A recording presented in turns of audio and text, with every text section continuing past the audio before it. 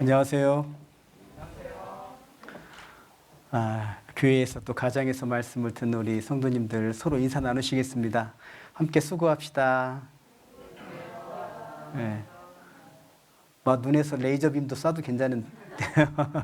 예. 수고 많으셨습니다. 한 주간 잘 보내셨죠? 예. 특별히 다음 주에 그 착공식 있는데요. 우리 여주 성도님들은 다 참여를 하는 것으로 하고 함께 기쁨을 나눴으면 좋겠습니다. 기도하시겠습니다. 은혜와 사랑이 많으신 아버지 하나님, 감사합니다.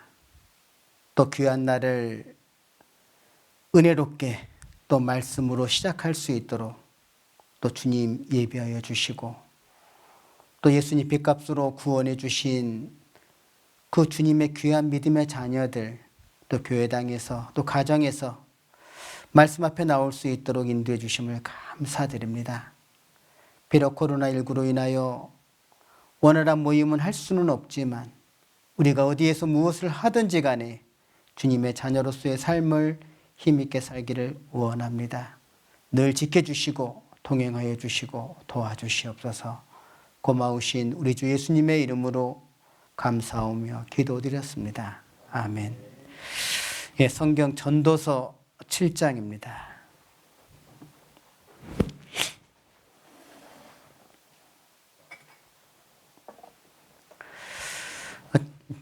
전도서 7장 1절부터 12절이요.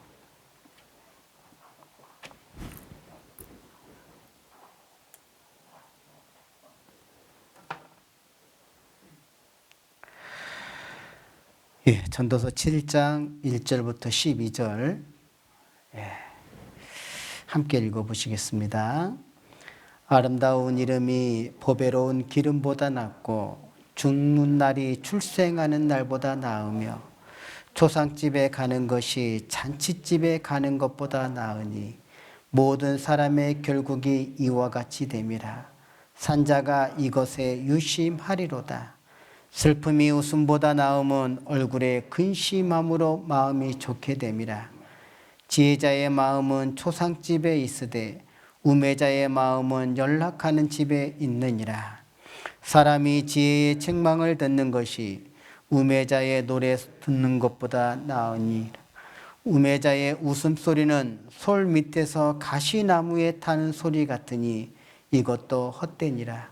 탐악이 지혜자를 우매하게 하고 뇌물이 사람의 명철을 많게 하느니라. 일의 끝이 시작보다 낫고 참는 마음이 교만한 마음보다 나으니 급한 마음으로 노를 바라지 말라. 노는 우매자의 품에 머무름이니라. 옛날이 오늘보다 나은 것이 어찌미냐 하지 말라. 이렇게 묻는 것이 지혜가 아니니라. 지혜는 유업같이 아름답고 햇빛을 보는 자에게 유익하도다. 지혜도 보호하는 것이 되고 돈도 보호하는 것이 되나 지식이 더욱 아름다움은 지혜는 지혜 얻는 자의 생명을 보존함이니라. 예.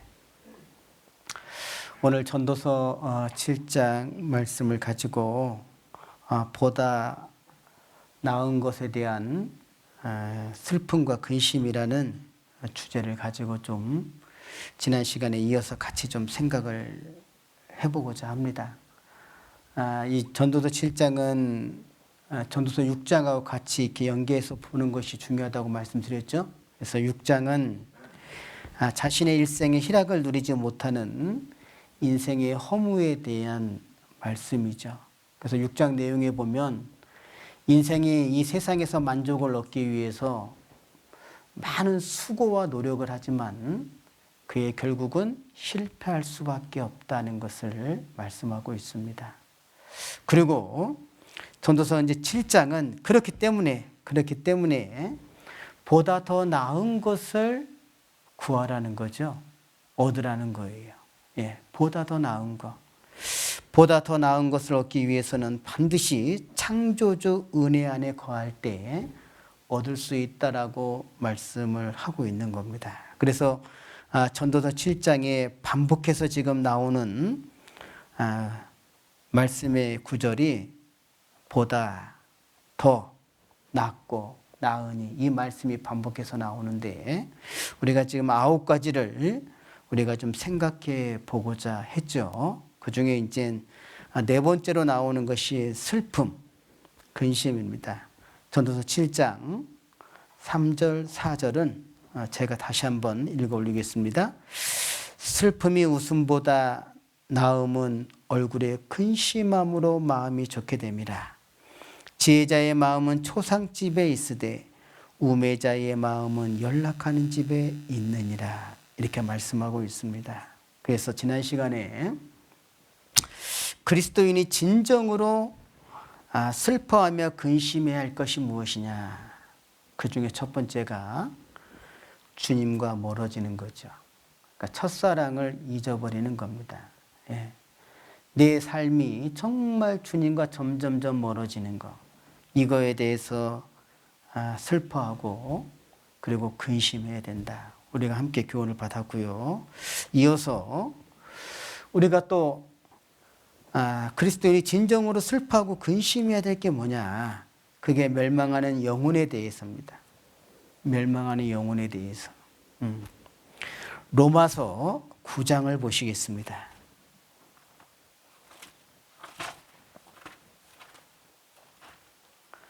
로마서 9장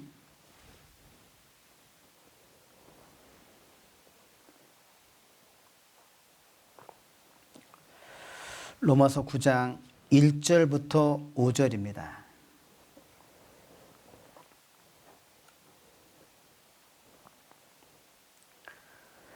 내가 그리스도 안에서 참말을 하고 거짓말을 아니하노라.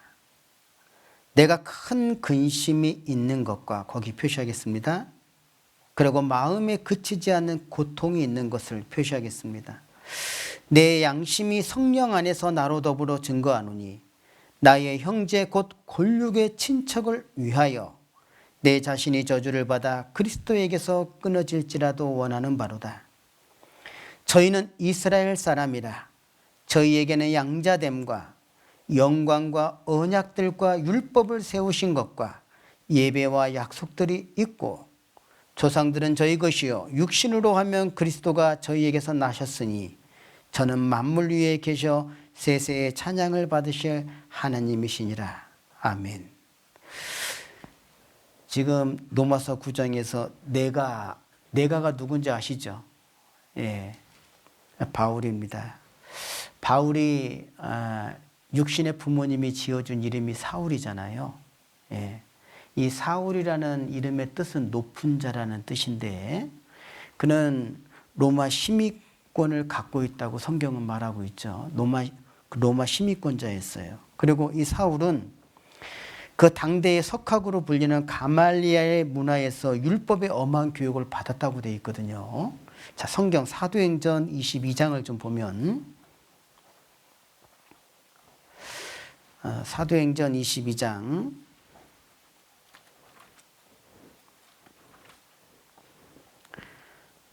3절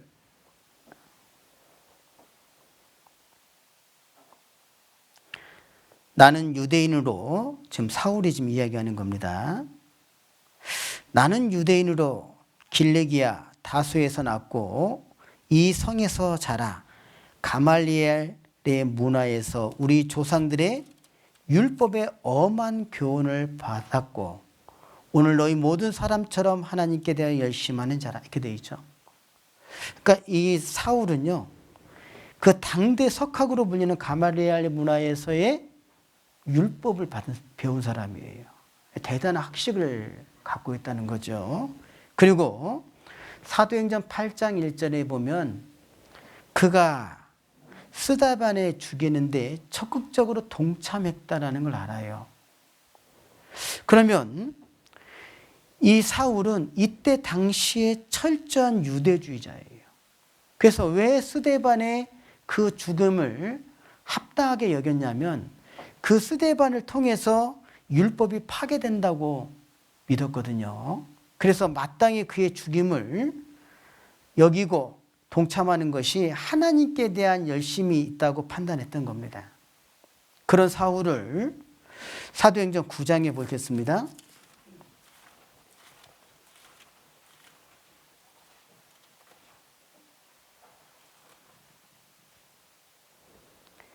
1절 사울이 주의 제자들에 대하여 여전히 유업과 살기가 등등하여 이렇게 돼 있죠. 네. 이 사울은 그렇게 하는 것이 하나님께 대한 충성이고 열심이라는 걸 믿고 판단했던 거예요. 그런 사울을 15절을 보겠습니다. 15절 16절 함께 읽겠습니다. 주께서 가라사대 가라. 이 사람은 내 이름을 이방인과 임금들과 이스라엘 자손들 앞에 전하기 위하여 택한 나의 그릇이라. 그가 내 이름을 위하여 해를 얼마나 받아야 할 것을 내가 그에게 보이리라 하시니라. 이게 지금 어떤 내용이냐면 사울이 다메섹으로 가는 도중에 주님을 만나요. 그래서 이제 이 눈이 멀게 됐잖아요. 그때 하나님이 아나니아라고 하는 주의 제자를 보내서 사울에게 기름을 붓고 눈을 뜨게 합니다. 그래서 아나니에게 가라고 이야기하면서 그 사울은 이방인에게 복음을 전할 나의 택한 그릇으로 택했다는 거예요. 사울, 높은 자. 하지만 이름을 바꿔주시죠. 바울이 됩니다. 낮은 자의 겸손한 자입니다. 자, 그런 바울이 이제 복음을 전하는데 그 유대인들이 굉장히 비방하고 핍박했다는 거 알 수 있잖아요. 고린도 후서를 좀 보겠습니다. 고린도 후서 11장에 보면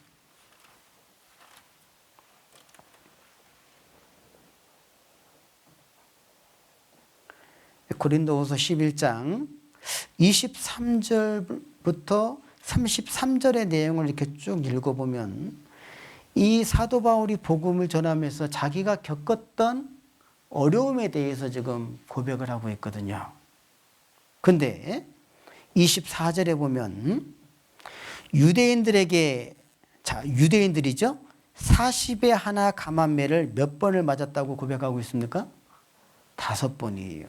그뿐만 아니라 26절에 보면 여러 번 여행, 그러니까 전도 여행을 때 위협을 많이 받았는데 특별히 여러 가지 강의 위험, 강도의 위험, 그런데 그 다음에 어떤 위험이 나옵니까? 동족의 위험이 있어요. 그리고 또 쭉 읽어보면 어떤 위험을 받았냐면 거짓 형제 중에 위험을 당하고 이렇게 되어 있거든요. 그러니까 사도 바울이 비록 육신의 부모님이 지어준 사울이라는 이름을 갖고 그리스도인들을 핍박했지만 그가 회개하고 돌이켰잖아요. 그리고 바울이라는 이름을 갖고 복음을 전할 때 그 동족인 유대인들이 얼마나 힘들게 했는지 지금 고백하고 있는 겁니다. 여러분 잘 생각해 봅시다. 그 바울의 마음 가운데 그 서운함이 있었을까 없었을까요? 제가 만약에 바울의 입장이었다면 어땠을까라는 생각을 해봤어요. 내가 비록 사울이라는 이름을 갖고 그리스도인들을 핍박하고 여러 가지 많은 어려움을 줬지만 돌이켰잖아요. 그리고 지금은 바울이라는 이름을 갖고 이방인들에게 복음을 전하는 하나님의 종으로서 지금 일을 하고 있지 않습니까? 근데 자기 동족이잖아요. 유대인들은. 얼마나 많이 핍박했습니까? 비방하고. 아마 그 바울의 마음에 동족에 대한 원망과 서운함이 분명히 있었을 것 같아요. 자, 그런데 로마서 9장의 내용을 보면 어떻습니까? 그 유대인을 위해서는요. 그들에게 복음을 전하기 위해서는요. 심지어 내가 저주를 받아도 기꺼이 하겠다는 거예요. 도대체 그 동족에 대한 원망과 서운함이 어떻게 사랑과 불쌍한 마음으로 바뀔 수 있었냐 이 말이에요. 근데 놀랍게도 바울은 이렇게 고백을 하고 있는 겁니다. 로마서 8장을 보겠습니다.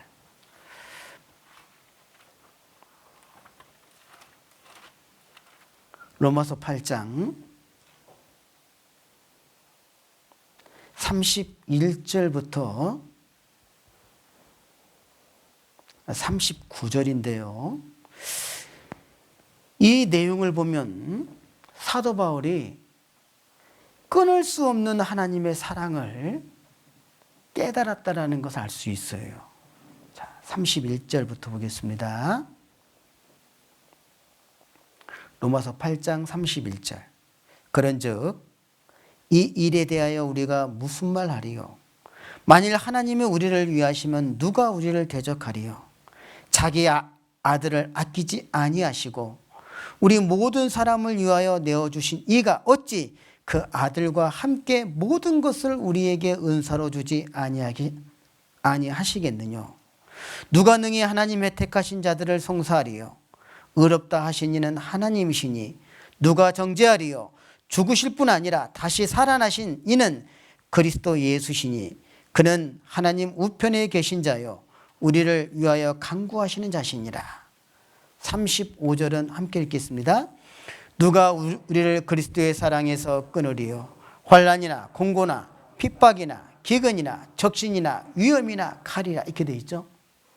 그러면서 기록된 바 우리가 종일 주를 위하여 죽임을 당케 되며 도살할 양같이 여김을 받았나이다 함과 같으니라. 그러나 이 모든 일에 우리를 사랑하시는 이로 말미암아 우리가 넉넉히 이기느니라. 38절 39절 함께 읽겠습니다. 내가 확신하노니 사망이나 생명이나 천사들이나 권세자들이나 현재일이나 장래일이나 능력이나 높음이나 깊음이나 다른 아무 피조물이라도 우리를 우리 주 그리스도 예수 안에 있는 하나님의 사랑에서 끊을 수 없느니라. 여러분, 사도 바울은 그 끊을 수 없는 하나님의 사랑을 고백하고 있어요. 그걸 깨달은 거죠. 그렇기 때문에 자기가 복음을 전할 때 심히 대적하는 이스라엘 영혼을 포기할 수 없었던 겁니다. 가장 큰 이유는 뭐냐면 나를 구원해 주신 예수님이 얼마나 그 영혼을 정교하게 보는지를 알았다라는 거예요. 그리고 하나님은 악인의 죽는 것을 절대 기뻐하지 않는다라는 걸 아는 거예요. 그래서 자기 동족 이스라엘 사람들이 멸망받는 것을 원치 않았던 겁니다. 하나님이 이 세상에서 가장 정교하게 보는 게 무엇입니까? 사람의 영혼인 거 다 아시죠? 자, 보십시오. 자, 우리의 이 육신의 몸은 누구 닮았어요? 자, 누구 닮았죠? 하나님 닮았어요? 부모님 닮았잖아요. 이 육신의 몸은. 그러면 내 속에 있는 영은 누구 닮았습니까? 하나님 닮았거든요. 자, 그런데 그 히브리서 12장 9절 말씀에 이런 말씀이 있어요. 자, 또 우리 육체의 아버지가 우리를 징계하여도 공경합니까? 공경 안 합니까? 공경하잖아요. 응? 하물며 모든 영의 아버지께 더욱 복종하여 살려 하지 않겠느냐. 심지어 우리 육체의 아버지도 때로는 내가 잘못하면 징계를 줘도 공경하지 않냐. 그렇다면 모든 영의 아버지께 더욱 복종하려 하지 않겠냐. 이렇게 말씀하고 있거든요. 자, 그렇다면 자, 보십시오.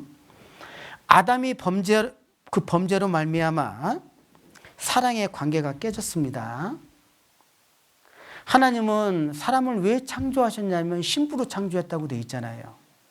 그 사랑의 짝으로 창조됐는데 범죄로 말미암아 이것이 깨어졌어요. 그래서 에스겔 18장 4절에 보면 범죄하는 영혼은 죽으리라 이렇게 되어 있지 않습니까? 범죄한 영혼은 죽어요.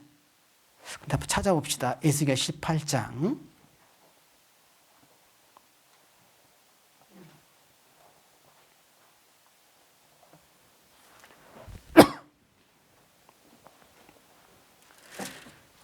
에스겔 18장 4절.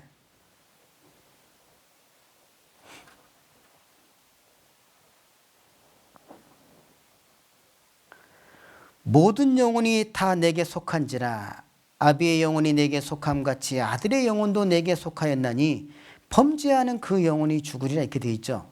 20절 우리 같이 한번 읽어볼까요? 범죄하는 그 영혼이 죽을지라. 아들은 아비의 죄악을 담당치 아니할 것이요 아비는 아들의 죄악을 담당치 아니하리니 의인의 의도 자기에게로 돌아가고 악인의 악도 자기에게로 돌아가리라.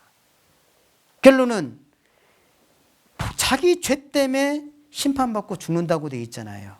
이 말씀대로. 그래서 그 범죄의 결과 죄의 싹은 사망이요. 그러니까 사람은 죄인으로 태어나서 죽음은 지옥, 심판이라는 거죠.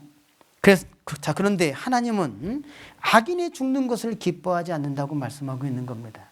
근데 하나님의 마음이 곧 우리의 마음이 되어야 된다는 거예요. 찾은 김에 에스겔 18장 23절입니다. 자, 23절 함께 읽겠습니다. 나 주 여호와가 말하노라. 내가 어찌 악인의 죽는 것을 조금인들 기뻐하랴. 그가 돌이켜 그 길에서 떠나서 사는 것을 어찌 기뻐하지 아니하겠느냐. 자, 그런데 이 말씀이요, 연속해서 3번 말씀하고 있는 거예요. 나는 악인이 죽는 것을 기뻐하지 않는다. 자, 그런데 에스겔 18장 23절에서는 무엇을 지금 말씀하고 싶냐면 악인이라 할지라도 회개하고 돌이켜서 공의를 행하면 반드시 살게 된다는 거예요. 이걸 얘기하는 겁니다. 자, 그런데 32절을 보겠습니다. 32절 함께 읽겠습니다. 나 주 여호와가 말하노라. 죽는 자의 죽는 것은 내가 기뻐하지 아니하노니 너희는 스스로 돌이키고 살지어다. 자, 여기에 죽는 자가 나와요. 죽는 자. 히브리어로 함메트인데 죽어가는 자 그 뜻입니다. 자, 죽어가는 자가 보세요. 지금 죽어가는 자가 회개하지 않고 자신의 죄악을 그대로 방치하면 어떻게 되겠어요? 죽음을 피할 수 없다라는 겁니다. 그러니까 죽어가는 자는 반드시 그 죽음을 방치하지 말라는 거예요. 왜? 하나님은 악인의 죽는 것을 기뻐하지 않기 때문에. 에스겔 33장도 보시겠습니다. 11절입니다.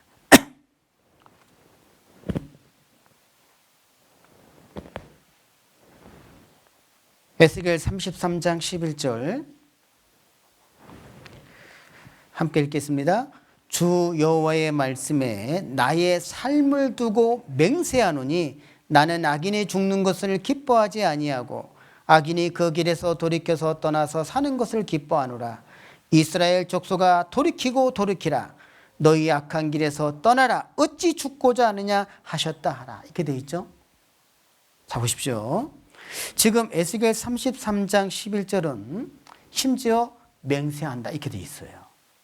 자, 이 내용이 어떤 내용이냐면 33장 2절부터 9절 내용에 보면 이런 내용이 나옵니다. 여러분, 성 안에 파수꾼을 세워요. 그죠? 왜냐하면 파수꾼을 세우는 이유가 뭐냐면 어떤 위험이 있는 거에 대한 경고를 세우잖아요. 만약에 저기 쳐들어오면 파수꾼은 그거에 대해서 경고해요, 안 해요? 당연히 해야 되잖아요. 그것처럼 하나님이 선지자를 세우는 이유가 뭐냐? 백성들에게 회개의 메시지를 전달하는 책임이 있다는 거예요. 그 성에서 파수꾼이 책임이 있는 것처럼 선지자를 세우는 이유는 선지자는 반드시 그 백성들에게 회개하고 돌이킬 것을 전할 책임이 있다는 겁니다. 그것처럼 보십시오. 하나님께서 선지자를 통해서 백성들에게 회개하고 돌이킬 것에 대한 그 메시지를 전달하잖아요. 그러면 그 전달한 메시지를 듣는 그들에게는 하나님이 생명을 구원하는 일을 하겠다는 겁니다. 이게 지금 에스겔 33장 11절의 내용이 그 내용이에요. 자, 보세요. 아까 18장 23절에 어찌 악인의 죽는 것을 내가 조금인들 기뻐하겠느냐. 이 내용이 뭐죠? 악인이라 할지라도 회개하고 돌이켜서 하나님의 공의를 행하면 반드시 살 수 있다, 이 내용이잖아요. 그리고 32절에 죽는 자의 죽는 것을 내가 기뻐하지 아니한다. 이게 뭡니까? 죽어가는 자가 회개하지 않고 자신의 죄악을 그대로 방치하면 죽음을 피할 수 없다. 하지만 하나님은 그 악인의 죽는 걸 기뻐하지 않는다. 자, 그러면서 33장 11절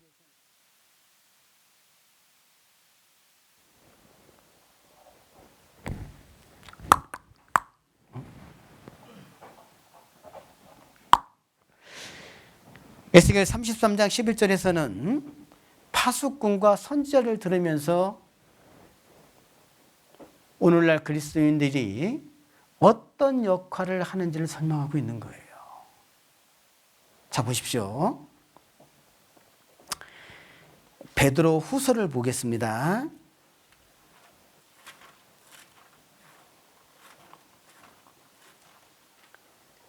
베드로 후서 3장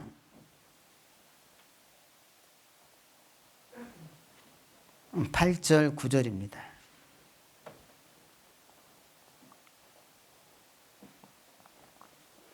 사랑하는 자들아, 죽기에는 하루가 천년 같고 천년이 하루 같으니 한 가지를 잊지 말라. 주의 약속은 어떤 이에 더디다고 생각하는 것 같이 더딘 것이 아니라 오직 너희를 대하여 오래 참으사 아무도 멸망치 않고 다 회개하기에 이르기를 원하시느니라. 지금 누구에게 주신 말씀이에요? 사랑하는 자들아.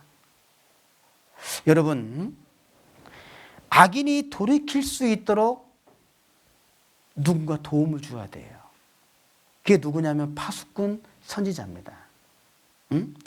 이스라엘을 돌이키기 위해서 파수꾼을 세운 것처럼 악인이 돌이킬 수 있도록 도움을 주는 역할을 해야 된다는 거예요.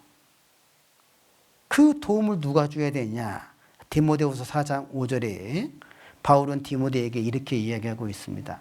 너 디모데는 모든 일에 근신하여 고난을 받으며 전도인의 일을 하며 내 직무를 다하라. 여러분, 그리스도인은 예수님의 죽음과 부활의 증인이죠.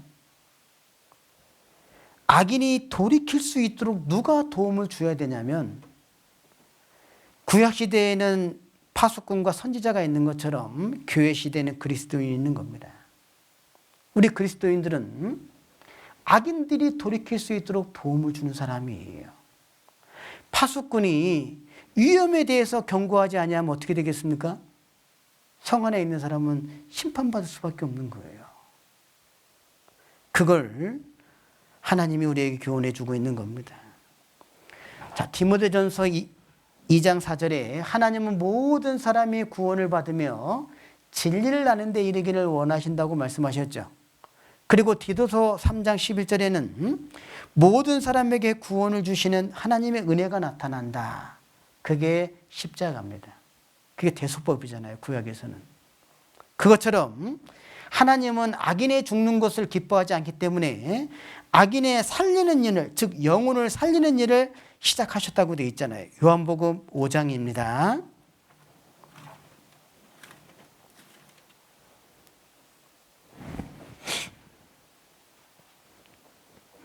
요한복음 5장 25절입니다.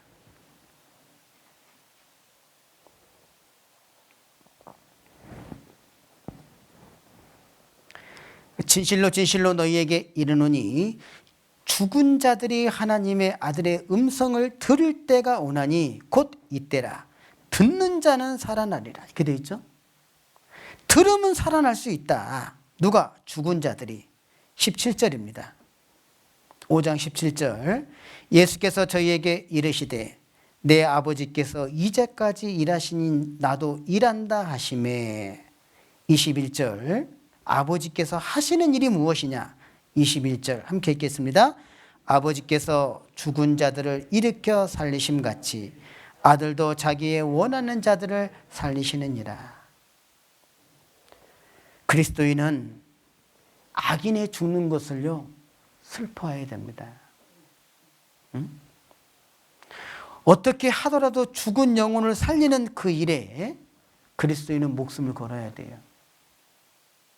여러분, 전도는 사명이잖아요. 사명. 이 사명이 이게요 목숨 명자거든요. 그 목숨을 걸어야 되는 거예요. 전도는. 그러니까 하나님이 죽은 자를 살리는 일을 하실 때 예수님의 목숨을 걸었습니다. 맞죠? 동일합니다. 죽은 자를 살리는 일은요 진짜 목숨 내놓고 해야 되는 거예요. 여러분, 그 해외 선교사님들이 이렇게 이제 국내에 들어오셔서 간증을 이렇게 하는데요. 이제 우리나라보다 경제적으로 굉장히 이렇게 좀 어려운 나라들 있잖아요. 뭐 네팔이라든지 파키스탄, 인도, 심지어 뭐 키르기스탄 같은 이제 그런 좀 경제적으로 좀 어려운 그런 거기서 선교를 하는 분들은 공통적으로 하는 말이 이런 말이에요. 그러니까 전하기만 하면 죽은 자가 살아난다는 거예요. 전하기만 하면. 근데요, 전하는 자가 없다는 거예요. 전하는 자가. 그게 너무 안타깝다는 겁니다. 몸은 하나고 이 복음을 전할 지역은 너무나 크고 그래서 그거를 굉장히 가슴 아파합니다. 굉장히. 예. 전해주기만 하면 살아날 수 있는 그 영혼들이 많다는 거예요. 응? 근데 잠언 24장에 우리 한번 찾아 잠언 24장.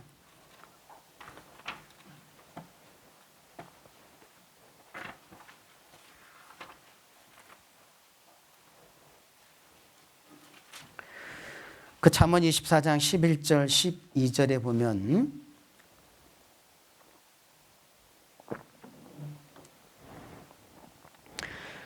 너는 사망으로 끌려가는 자, 거기 한번 표시 한번 해보세요. 사망으로 끌려가는 자 건져주며 살육을 당하게 된 자, 거기 표시하겠습니다. 살육을 당하게 된 자 구원하지 아니치 말라 이렇게 되어 있죠. 자, 그러면서 12절에 내가 말하기를 나는 그것을 알지 못하였느라 할지라도 그것을 알지 못했다. 뭐냐? 사막으로 끌려가는 자를 내가 알지 못했다. 살육을 당하게 된 자를 나는 몰랐다는 거예요. 자, 우리 한번 봅시다.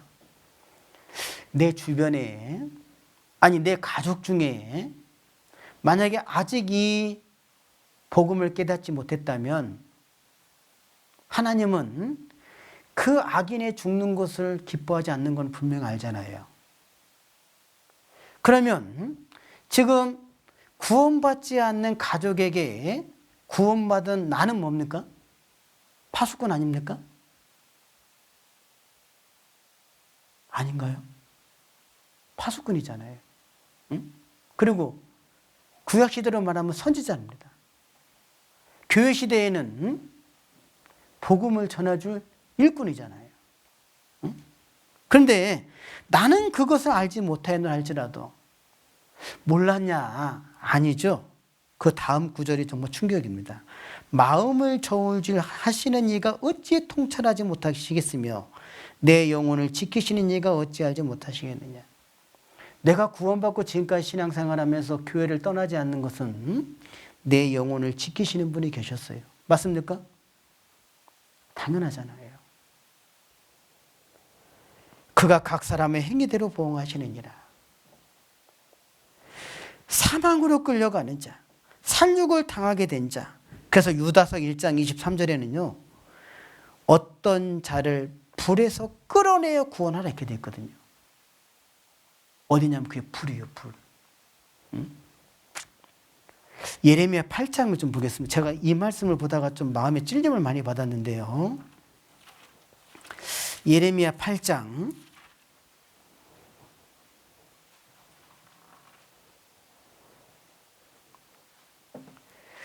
20절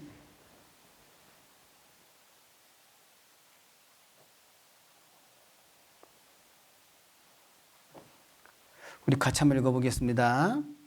추수할 때가 지나고 여름이 다하였으나 우리는 구원을 얻지 못한다 하는도다. 여러분, 추수할 시기가 지나면 그 다음 뭐가 옵니까? 서리와 눈보라가 치잖아요. 그 작물을 추수할 시기에 수확하지 아니하면 설이 오고 눈 오면요 쓸 수가 없어요. 그것처럼 추수할 때가 지나고 여름이 다했는데 우리는 아직 구원을 얻지 못한다. 이 말씀을 좀 묵상하다가요 굉장히 좀 더 이상 미루면 안 되겠구나. 이 코로나 때문에 우리가 그런 마음을 갖잖아요. 지금은 코로나 때문에 힘드니까 코로나가 조금 지나면 더 힘내서 해야지. 사실 저도 개인적으로 그런 생각을 좀 많이 했었거든요. 근데 안 되겠다는 생각이 참 많이 들었어요. 이제 더 이상 미룰 수는 없겠다. 그래서 어르신들 좀 상담이라도 진행을 해야 되겠다 해서 지금 그 상담을 좀 아직 뭐 완벽하게 준비된 건 아니지만 그래도 보고 배운 게 있으니까요. 보내야 되겠다. 그래서 오늘부터 보내는 겁니다. 가서 해라. 상담하고. 그리고 상담한 내용에 대한 상담 일기를 좀 작성했으면 좋겠다. 그리고 그거를 공유하고 반복적이라도 말씀을 좀 전해줘야 되겠다. 그래서 지금 하는 겁니다. 예. 잘해요, 또 우리 형제들이. 예. 그 설교 준비하는 대본을 좀 보면요, 잘 준비하더라고요. 야, 그동안 교회 안에서 듣고 보고 배운 게 있구나. 그런 생각을 좀 많이 했는데요. 그래서요, 추수할 때가 지나고 여름이 다했으나 우리는 구원을 얻지 못한다. 만약에 이런 분이 있다면 정말 이걸 안 되잖아요. 응? 이사야 6장 8절에 보면 이사야 6장 한번 봅시다.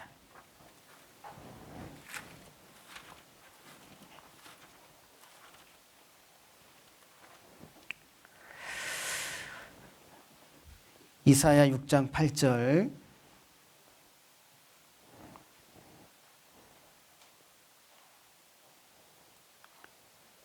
같이 한번 읽어볼까요? 내가 또 주의 목소리를 들은즉 이르시되 내가 누구를 보내며 누가 우리를 위하여 갈꼬 그때 내가 가로되 내가 여기 있나이다 나를 보내소서. 여러분, 이사야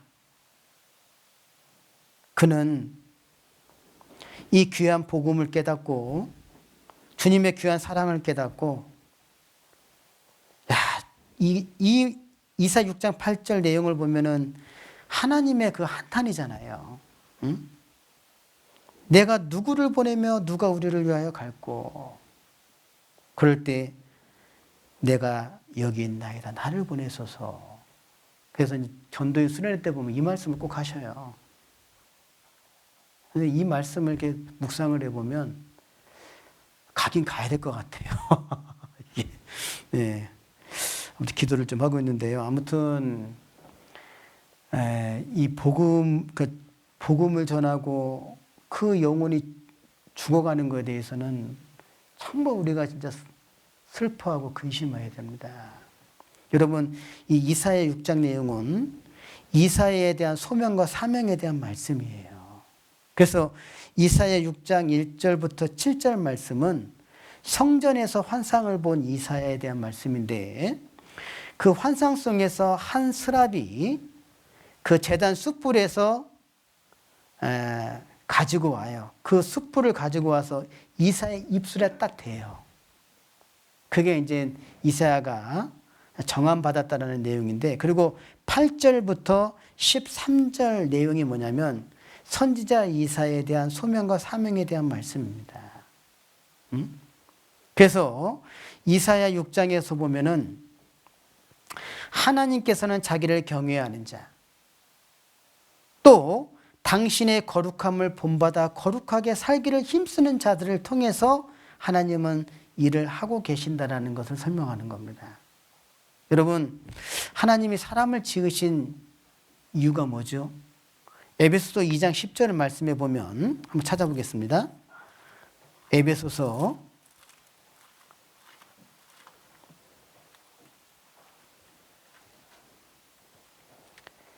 2장 10절에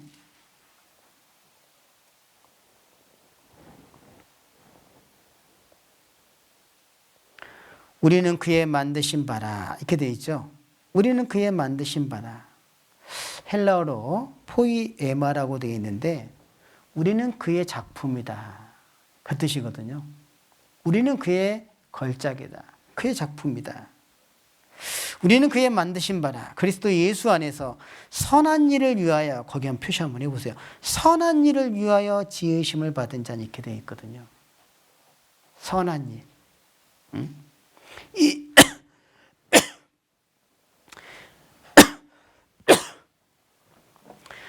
이 일은 하나님이 전에 예비하사 우리로 그 가운데서 행하게 하려 하심이니라. 그 선한 일이 뭐냐? 디도서 2장 14절에 보면 그 선한 일이 복음 전하는 거예요. 이 일을 위해서 하나님이 우리를 만드셨다고 되어 있거든요. 그래서 자, 그리스도인이 진정으로 슬퍼하며 근심해야 될 것. 첫 번째는 내가 주님에게서 멀어지는 것. 내가 첫사랑을 버리는 것.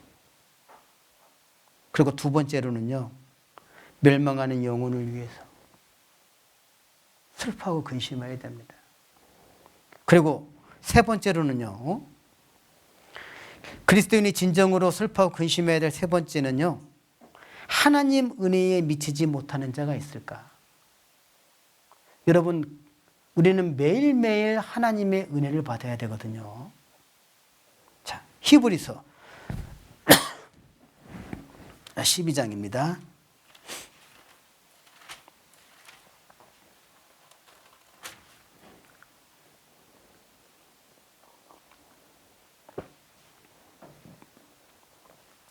히브리서 12장 14절부터 17절입니다. 하나님의 은혜에 미치지 못하는 자가 있는가?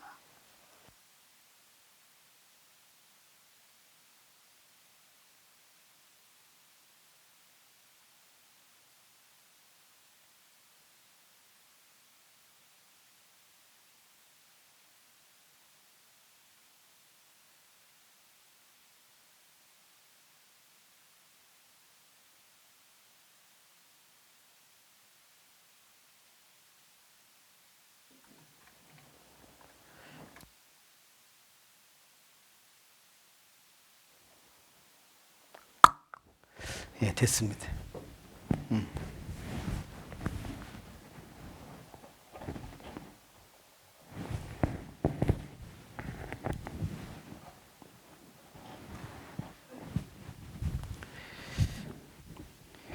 히브리서 12장 14절로 17절 모든 사람으로 더불어 화평함과 거룩함을 쫓으라. 거기 표시하겠습니다. 화평함과 거룩함. 이것이 없이는 아무도 주를 보지 못하리니 너희는 돌아보아. 자, 거기 표시하겠습니다. 너희는 돌아보아. 하나님의 은혜에 이르지 못하는 자가 있는가 두려워하고, 거기는 1번 적어 놓겠어요. 하나님의 은혜에 이르지 못하는 자가 있는가 두려워하고, 또 쓴뿌리가 나서 괴롭게 하고 많은 사람이 이로 말미암아 더러움을 입을까 두려워하고, 2번 적어 놓으세요. 16절 음행하는 자와 혹 한 그릇 식물을 위하여 장자의 명분을 판 에서와 같이 망령된 자가 있을까 두려워하라. 거기 3번 표시하겠습니다. 너희 아는 바와 같이 저가 그 후에 축복을 기업으로 받으려고 눈물을 흘리며 구하되 버림바가 되어 회개할 기회를 얻지 못하였느니라. 자, 여기 보십시오. 여러분, 히브리서는 헬라어로 프로소 에브라이우스라고 되어 있어요. 이게 뭐냐면 히브리인들에게 그 뜻입니다. 그러니까 이 히브리서는 히브리인들에게 주신 말씀이에요.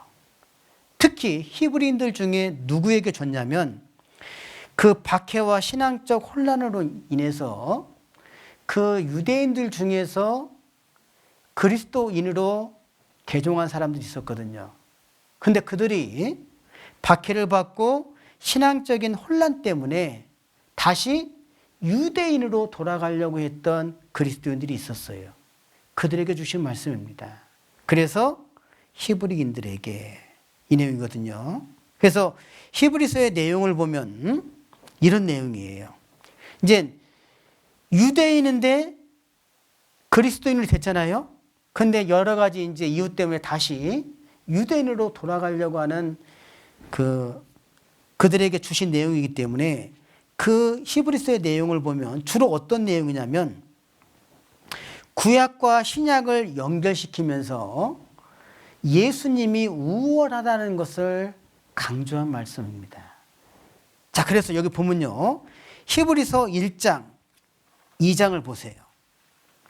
히브리서 1장, 2장 내용은 천사보다 뛰어난 분이 누구냐? 하나님의 아들 예수라는 겁니다. 자, 그리고 히브리서 3장, 그리고 4장 13절까지는 히브리서 3장, 그리고 4장 13절까지는 모세보다 뛰어나신 분이 누구냐? 바로 구원자 예수님이라는 거예요. 그리고 히브리서 4장 14절부터 히브리서 7장까지는 레위 제사장들보다 뛰어나신 분이 누구냐? 대제사장이신 예수님이라는 겁니다. 그리고 히브리서 8장부터 히브리서 10장 18절까지는 옛 언약과 제사보다 뛰어난 신분이 누구냐? 예수의 새 언약과 속죄 제사라는 거예요. 그리고 히브리서 10장 19절부터 12장 13절까지는 그렇기 때문에 인내하는 믿음을 가지라는 겁니다. 인내하는 믿음. 그리고 히브리서 12장 14절부터 13장까지 내용은 그렇기 때문에 신앙생활은 인내하는 삶이라는 거예요. 그 히브리서의 내용이 그렇습니다. 그리고 히브리서에 5가지를 경고하고 있어요. 5가지를 경고하고 있는데 2장 1절을 보겠습니다. 2장 1절에서는 들은 바를 주의하라는 거예요. 들은 바를 주의하라. 그리고 3장 1절은 생각을 주의하라는 겁니다. 생각을 주의하라. 그리고 5장 1절은 가르침에 주의하라는 거예요. 가르침에 주의하라. 그리고 10장 19절은 지식에 주의하라는, 이 지식은 복음이거든요. 그 복음에 주의하라. 그리고 12장 1절은 신앙의 다름질에 주의하라는 거예요. 이 5가지를 경고하고 있습니다. 자, 그런데 12장 14절 우리가 읽었죠? 모든 사람으로 더불어 뭘 하고요? 화평함과 거룩함을 쫓으라는 겁니다. 그리고 15절 16절에 너희가 반드시 돌아보는데 두려워하라는 것이 3번 나와요. 3가지를 이야기하는 겁니다. 이게 뭐냐면요. 저 좀 보세요. 그러니까 화평과 거룩함은 신앙의 공동체예요. 신앙의 공동체는 화평과 거룩입니다. 그런데 이 화평과 거룩을 위협하는 분열과 욕망에 대해서 경계로 주신 말씀이라 이 말이에요. 자, 그런데 신앙의 공동체의 화평과 거룩을 위협하는 위협이 3가지가 있다는 겁니다. 그래서 두려워하고 두려워하고 두려워하라는 거예요. 이해되시죠? 그 중에 첫 번째가 뭐냐면 하나님의 은혜에 이르지 못하는 자가 있는가 두려워하고, 쉽게 말하면 타락과 배교입니다. 이걸 두려워하라는 거예요. 자, 15절. 자, 첫 번째죠. 하나님의 은혜에 이르지 못하는 자가 있는가 두려워하고, 다시 말하면 하나님의 은혜로부터 뒤떨어지는 자가 있는가, 하나님의 은혜로부터 뒤떨어지는 자, 하나님의 은혜에 참여하지 못하는 자가 있는지 두려워하라는 겁니다. 여러분, 여행을 할 때 있잖아요. 여행을 할 때 그 여행에 동참하신 사람은 함께 가죠. 근데 만약에 그 중에 한두 사람이 자꾸 뒤처지게 되면 어떻게 되겠습니까? 일정에 차질이 있어요, 없어요? 차질이 있어요. 응? 여러분, 이 신앙은 공동체입니다. 이 신앙은 공동체예요. 왜 하나님이 여주교를 세워주셨죠? 여주교 안에 있는 모든 성도는 화평과 거룩을 쫓는 자입니다. 만약에 누군가 뒤처지게 되면 어떻게 되겠어요? 안 되잖아요. 응? 자, 그래서 15절에 하나님의 은혜라고 하는 것은 구원의 은혜를 말합니다. 구원의 은혜를 말하는데, 구원의 은혜에 이르지 못하는 것이 뭐죠? 이건 배교예요, 배교. 구원의 은혜에 이르지 못하는 것. 그죠? 그리고 하나님의 은혜를 받은 자가 뒤처지게 되는 것은 타락입니다. 그래서 첫 번째로 두려워해야 될 게 뭐냐? 타락과 배교라는 거예요. 이해되십니까? 그래서 히브리서 10장 38절 39절에 보면 오직 나의 의인은 믿음으로 말미암아 살리라. 또한 뒤로 물러가면 내 마음이 저를 기뻐하지 아니하리라. 우리가 뒤로 물러가 침륜에 빠질 자가 아니요 오직 영혼을 구원함에 이르는 믿음을 가진 자니라. 그래서요, 교회는 뒤처지는 성도가 있는지 없는지 그거에 대해서 정말 두려워하고 슬퍼하고 근심하고, 그리고 내 구역에 행여 뒤처지는 혹시 구역에 성도가 있는지 없는지 그거에 대해서 항상 두려워하셔야 돼요. 그리고 두 번째가, 자, 15절. 쓴 뿌리가 나서 괴롭게 하고 많은 사람이 이로 말미암아 더러움을 입을까 두려워하라, 이렇게 되어 있죠. 두 번째는요, 악 영향을 끼치는 사람들에 대한 위협입니다. 자, 보십시오. 쓴 뿌리라고 되어 있어요. 자, 뿌리라는 것이 헬라어로 리자입니다. 리자. 그리고 쓴 피크라스인데 독한 뿌리라는 거예요. 악독한 뿌리라는 뜻입니다. 자, 여기 보세요. 그 주변에 많은 과일들이 자라고 있는데요. 그 중에 한 과일 나무가 톡한 열매를 맺었어요. 그러면 주변에 있는 그 과일들에게 영향을 줄까요, 안 줄까요? 줘요, 안 줘요? 영향을 줍니다. 주게 돼 있어요. 그래서 여기서 뭐라고 되어 있냐면 쓴 뿌리가 나서 괴롭게 하고 이렇게 되어 있잖아요. 이 괴롭게 하고가 헬라어로 에노클레인데 소동을 일으키고 선동한다는 뜻입니다. 그러니까 다시 말하면 이거예요.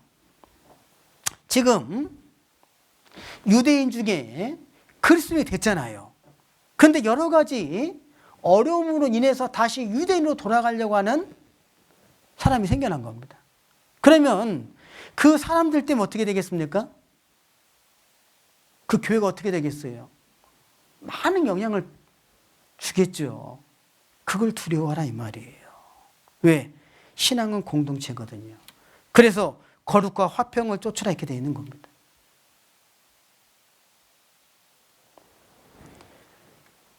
그래서 그리스도인은요, 내 속해 있는 구역, 행여 어떤 다른 것들로 인해서 신앙에 문제가 생기지 않도록 최근에 저한테 편지가 왔어요. 이천교회 모 교회에서 편지가 왔습니다. 그러면서 거기에 뭐라고 되어 있냐면 자기는 무슨 파라고 되어 있던데 무슨 파 아시겠죠? 예. 새 성전. 그러면서 거기 내용이 뭐냐면요. 존경하는 목사님, 이 편지를 받고 무척 당황하였으리라 생각됩니다. 뭐 당황 안 됐거든요. 뭐 수시로 받으니까. 응? 그러면서 요한계시록을 지키면서 살아가는 것이 잘못된 겁니까? 그걸 이제 반박하는 그런 내용이었어요. 요한계시록을 지키며 생활하는 것이 잘못된 게 아니라 그 교주를 그렇게 믿으니까 잘못됐다는 거잖아요. 네. 그런 일들이 있습니다. 그러면서 주소를 어떻게 알았는지 거기 적혀 있는데 주소록을 구해서 알게 됐다는 거예요. 그래서 여러분 주소록 관리 잘 하셔야 돼요. 이 주소록 있잖아요. 주소록.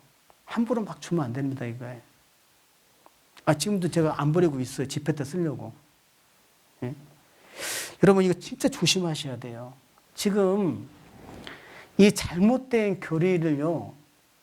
지금 어떻게든지 간에 사람에게 심겨지게 해서 그 신앙에 올무를 놓는 경우가 지금 많이 있거든요. 응? 지금 히브리서는 그런 내용입니다. 응? 그래서 쓴 뿌리가 나서 괴롭게 하고 신앙을 떠나도록 선동하는 거죠. 그런 일이 있는지 없는지 정말 신중하게 살펴봐야 됩니다. 신명기 29장을 좀 보겠습니다.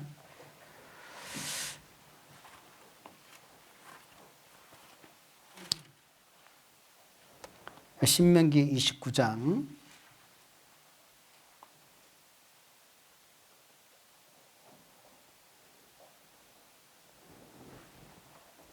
18절 19절입니다. 신명기 29장 18절 19절 너희 중에 남자나 여자나 가족이나 집하나 그 다음에 뭐라고 되어 있습니까? 오늘날 거기 한번 표시 한번 해보세요. 오늘날 너희 중에 남자나 여자나 가족이나 집하나 오늘날 그 마음이 우리 하나님 여호와를 떠나서 그 모든 민족의 신들에게 가서 섬길까 염려하며 독초와 쑥의 뿌리가 너희 중에 생겨서 이 저주의 말을 듣고도 심중에 스스로 위로하여 이르기를 내가 내 마음을 강팍해 하여 젖은 것과 마른 것을 멸할지라도 평안하리라 할까 염려합니다. 그럼 여기서 젖은 것과 마른 것이 뭘까요? 여기서 젖은 것은 종교심이 강한 자를 말하고 마른 것은 종교심이 약한 자를 말하는 겁니다. 응? 이때 당시에 이 믿음이 강한 자와 약한 자가 있잖아요. 어린 자가 있고 장성한 자가 있지 않습니까? 자, 그런데 오늘날 그 마음이 우리 하나님 여호와를 떠났다고 되어 있잖아요. 그런 일이 있을까 두려워하라. 고린도전서 13장 11절 말씀에 보면 우리가 어렸을 때는 말하는 것과 생각하는 것과 깨닫는 것이 어린아이와 같고 장성한 자가 되어서는 어린아이의 일을 버렸노라 이렇게 되어 있지 않습니까? 응? 그 로마서 14장 1절 말씀에는 믿음이 연약한 자를 너희가 봤되 그의 의심하는 바를 비판하지 말라 이렇게 되어 있거든요. 근데 15장 1절에는 로마서 15장 1절에는 우리 강한 자가 약한 자의 약점을 담당하고 자기를 기쁘게 하지 아니할 것이니라 이렇게 되어 있거든요. 그럼 우리 여주교회 안에도 예수님 피값으로 구원받은 우리 믿음의 식구들이 있는데 믿음이 강한 자가 있고 약한 자가 분명히 있겠죠. 그렇지 않겠습니까? 그래서 두려워하고 조심하라는 거예요. 그래서 정말 그 믿음에서 떠날까? 왜냐하면 만약에 그런 일이 생기게 되면 그것이 구역과 교구에 미치는 영향이 상당히 크다 이 말이에요. 그래서 악 영향을 끼치는 사람들에 대한 위협. 그리고 세 번째가요. 자, 히브리서 다시 보겠습니다. 13장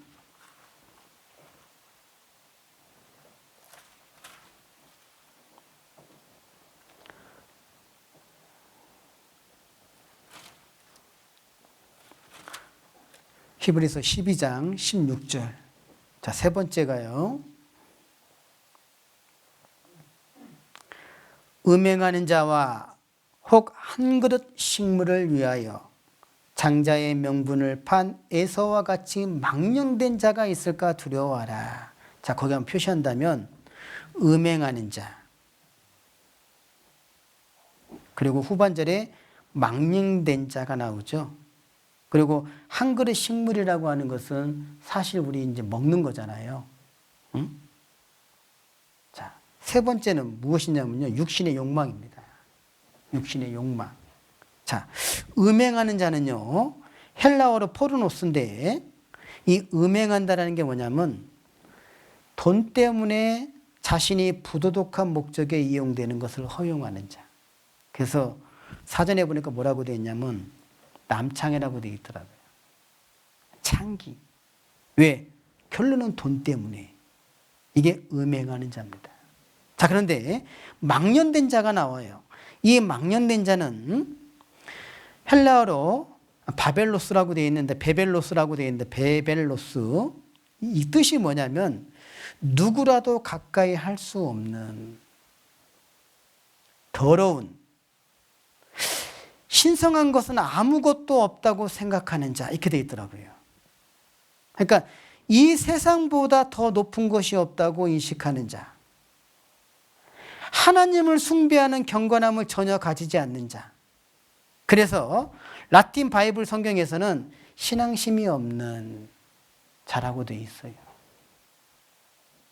그리고 누터는 뭐라고 되어 있냐면 신을 없이 여기는 자 이렇게 되어 있더라고요. 자, 보십시오. 그러니까 16절은 이게 어떤 내용이냐면 에서와 같이 어떤 음행하는 자와 혹은 망령된 자가 있을까 두려워하라 이 말이잖아요. 에서가 장자잖아요. 장자. 여러분 이 성경에서의 장자의 명분은요 대단합니다. 왜 그러냐면 여호와 하나님의 축복을 받는 위임장이 장자예요. 그러니까 기업을 이을 자입니다. 그러니까 아버지의 기업을 상속받을 수 있는 권한을 받은 자예요.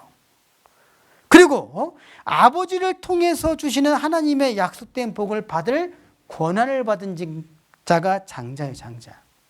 이게 대단한 겁니다.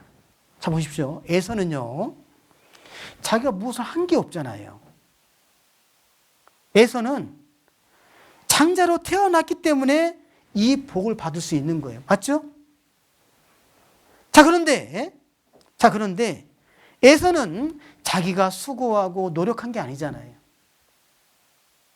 자기가 장자로 태어나서 이 엄청난 축복을 받을 수 있는 권한을 부여받은 자예요. 자, 그런데 어떻습니까? 에서가 세상에 지금 당장 현재의 그 배고픔 때문에 그걸 팔았다는 거예요. 근데 그 행동에 대해서 성경은 뭐라고 되어 있냐면 음행하는 자, 망령된 자 이렇게 얘기하고 있는 거예요. 우리 그리스도인이 현재의 배고픔 때문에 만약에 에서와 같은 그런 모습을 한다면 어떻게 되겠습니까? 하나님이 그렇게 보시는 거예요. 그래서 자 16절 다시 보겠습니다. 음행하는 자와 혹 한 그릇 식물을 위하여 장자의 명분을 판 에사와 같이 망령된 자가 있을까 두려워하라. 이렇게 되어 있거든요. 자, 14절부터 17절까지 우리 같이 한번 읽어보겠습니다. 모든 사람으로 더불어 화평함과 거룩함을 좇으라. 이것이 없이는 아무도 주를 보지 못하리라. 너희는 돌아보아 하나님의 은혜에 이르지 못하는 자가 있는가 두려워하고 또 쓴뿌리가 나서 괴롭게 하고 많은 사람이 이로 말미암아 더러움을 입을까 두려워하고 음행하는 자와 혹 한 그릇 식물을 위하여 장자의 명분을 판 에사와 같이 망령된 자가 있을까 두려워하고 너희 아는 바와 같이 저가 그 후에 축복을 기업으로 받으려고 눈물을 흘리며 구하되 버림바가 되어 회개할 기회를 얻지 못하였느니라. 자, 여기에 지금 세 가지를 말하고 있죠. 첫 번째는 타락과 배교를 이야기하고 있고, 두 번째는 악 영향을 끼치는 사람들에 대한 위협에 대한 걸 이야기하고 있고, 세 번째는 육신의 욕망을 이야기하고 있습니다. 그러니까 신앙의 공동체가 화평과 거룩인데 이것을 위협한 이 세 가지를 주의하고 조심하라는 거잖아요. 그러면서 17절에 에서에 대해서 이렇게 이야기하고 있어요. 자, 너희 아는 바와 같이 저가 에서죠. 그 후에 축복을 기업으로 받으려고 눈물을 흘리며 구하되 버림바가 되어 회개할 기회를 얻지 못하였느니라. 이게 창세기 27장에 나오거든요. 자, 창세기 27장을 보겠습니다.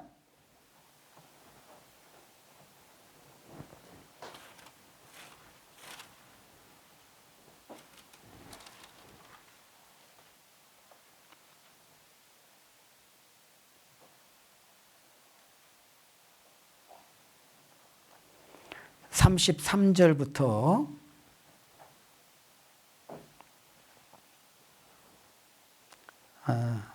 40절까지 보겠습니다. 창세기 27장이요.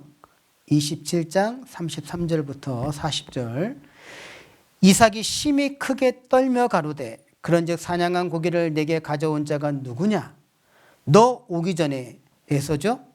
너 오기 전에 내가 다 먹고 그를 위하여 축복하였은즉 그가 정령 복을 받을 것이니라.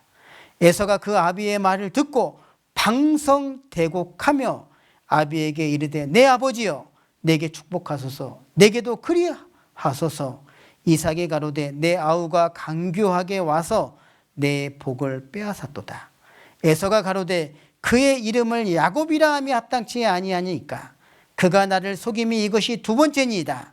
전에는 나의 장자의 명분을 빼앗고 이제는 내 복을 빼앗았나이다. 또 가로되 아버지께서 나를 위하여 빌 복을 남기지 아니하셨나이까. 자, 여기 보면 자, 에서가 야곱에 대해서 뭐라고 합니까? 나를 속였다라고 돼 있죠. 자, 물어보겠어요. 속인 겁니까? 아니에요. 에서가 장자의 명분을 팔았다니까요. 응? 37절.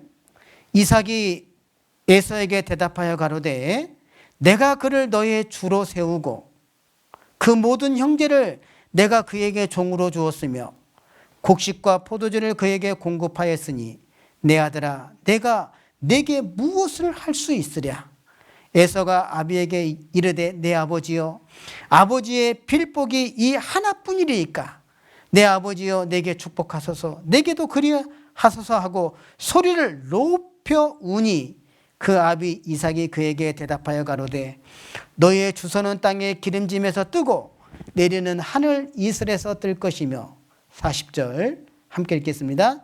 너는 칼을 믿고 생활하겠고 내 아우를 섬길 것이며 내가 매임을 벗을 때에는 그 멍에를 내 목에서 떨쳐버리리라 하였더라. 이렇게 되어 있죠. 너무 안타깝지 않습니까? 너는 하나님을 믿고 생활하겠고 이것이 맞는 거잖아요. 에서는요 마땅히 복을 받을 수 있는 권한을 받는 사람이었어요. 그런데 칼을 믿고 생활하겠고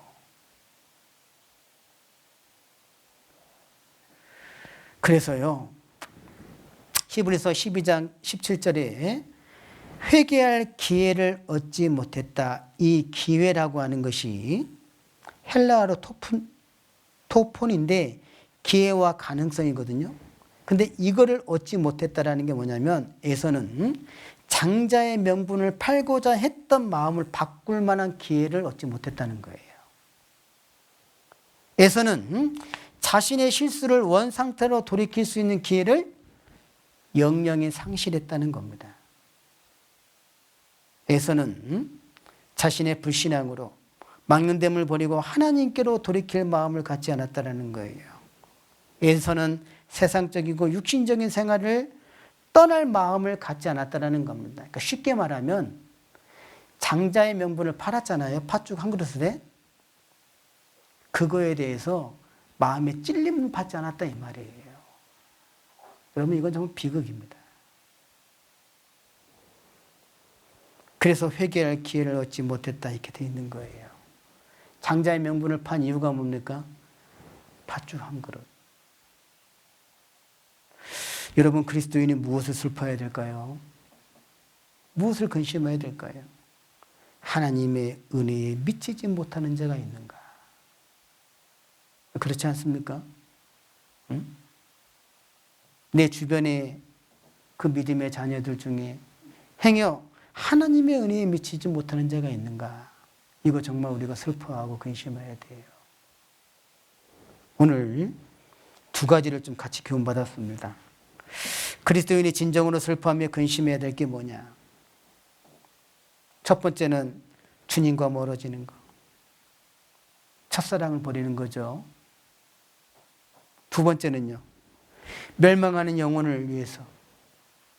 세 번째는 하나님의 은혜에 미치지 못하는 자가 있을까? 슬퍼하고 근심해야 된다. 다음 시간에는 좀 몇 가지 더 좀 말씀을 같이 교훈받고 싶은 게 있어요. 예, 함께 기도하시겠습니다. 은혜와 사랑이 많으신 아버지 하나님,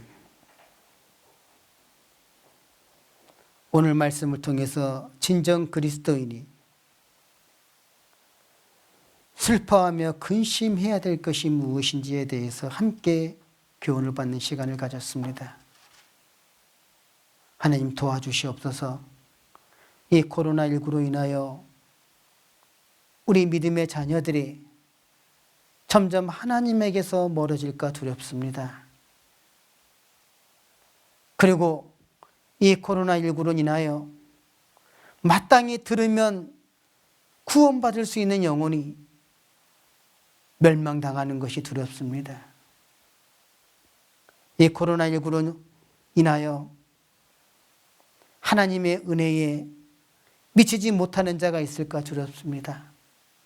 도와주시고 우리에게 능력을 주셔서 어떠한 환경에 있다 하더라도 주님의 자녀로서 살 수 있도록 주님 도와주시옵소서. 또 여주교회가 더욱 큰 교회가 될 수 있도록 우리 믿음의 식구들 더욱 굳건하게 화평과 거룩으로 신앙의 공동체가 더욱 견고해질 수 있도록 하나님 도와주시기를 기도합니다. 우리를 구원해 주신 주 예수님의 이름으로 기도드렸습니다. 아멘.